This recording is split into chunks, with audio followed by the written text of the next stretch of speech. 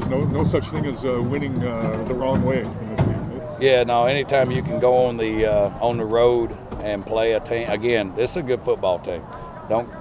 There's no shape or form. I mean, they're a good football team. They hadn't won a lot of games. They're like us with one win, but we came over and the guys were resilient. We got down 3 scores, and I'm very proud of them. Chris, I'm noticing a bit of a pattern. Anytime you throw a new QB in for his first start of the year, they come up big.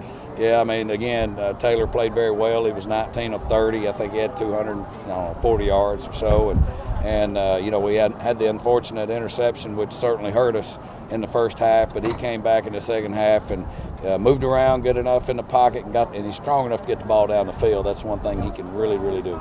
That set up those 3 flags. It looks like Sutton just couldn't match up. Yeah, it's tough because Lawler's long and Arsenault's long and D-Walk's long. We got a lot of length there. 10's long, and it's one of those things where, again, when there's contact made after the ball's coming down, I mean, it's pretty easy calls, really.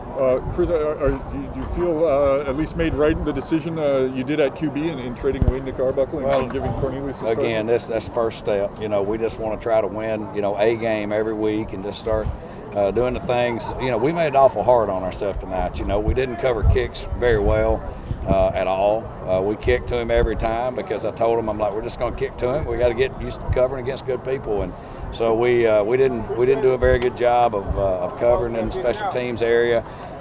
Defensively, we gave up some big plays. We didn't tackle. I think we gave up 70-something yards rushing, again, 40 of it on one play early in the first half. So we've got a lot of things left for us to do. Chris, how do you explain just the week-over-week result difference? I mean, coming off a big loss against Calgary and then pulling one out. Well, I mean, again, if we kicked the field goal there in the early third the other night, it would have been 14-6. So the score is not necessarily always indicative of how good either team is, and sometimes it just falls in your favor. Like in the first half, they got up a big lead, and there in the third quarter scored again to make it look like it was going to be over.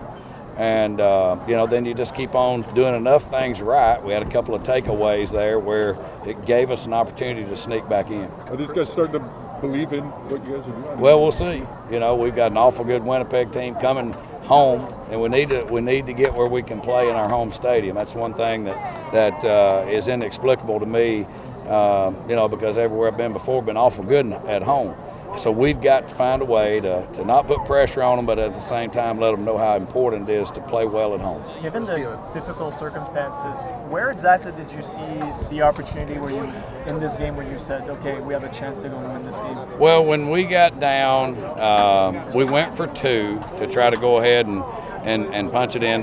That didn't work very well for us, and then so we scored again. I knew if we kicked the first one, that if we kicked the second one there, we'd be up by a point.